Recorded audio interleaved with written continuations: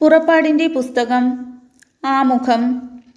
ഈജിപ്തിലെ അടിമത്തത്തിൽ നിന്ന് വിമോചിതരായി കാനാൻ ദേശം ലക്ഷ്യമാക്കി പുറപ്പെട്ട ഇസ്രായേൽ ജനത്തിൻ്റെ ചരിത്രമാണ് പുറപ്പാട് എന്ന പദം സൂചിപ്പിക്കുന്നത്. ദൈവം ഇസ്രായേൽ ജനത്തിൻ്റെ ചരിത്രത്തിലേക്കിറങ്ങി വന്നു.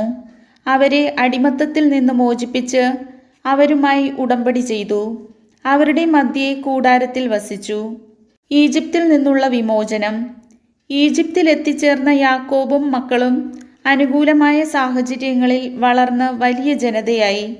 അവരുടെ ഉയർച്ച കണ്ട് ഭയന്ന ഈജിപ്തു രാജാക്കന്മാർ അവരെ പീഡിപ്പിച്ച് അടിമകളാക്കി. അവരുടെ വിമോചനത്തിൻ്റെ കഥയാണ് ആദ്യ ഭാഗം.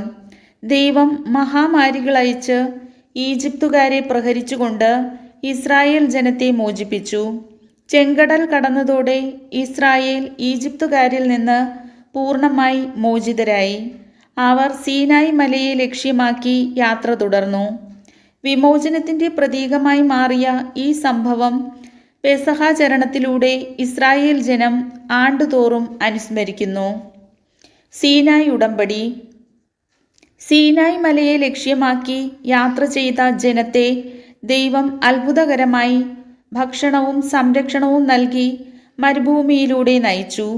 ഈ അസാധാരണ സംഭവങ്ങളിലൂടെ ചരിത്രത്തെ നയിക്കുന്ന ദൈവത്തിൻ്റെ പരിപാലന അവർക്ക് അനുഭവവേദ്യമായി. സീനായി മലയിൽ വെച്ച് ദൈവം അവരുമായി ഉടമ്പടി ചെയ്തു. നിങ്ങൾ എൻ്റെ കൽപ്പനകൾ അനുസരിച്ചാൽ ഞാൻ നിങ്ങളുടെ ദൈവവും നിങ്ങൾ എൻ്റെ ജനവുമായിരിക്കും. അവർ സമ്മതിച്ചു. അന്നു മുതൽ അവർ ദൈവജനമായി തീർന്നു.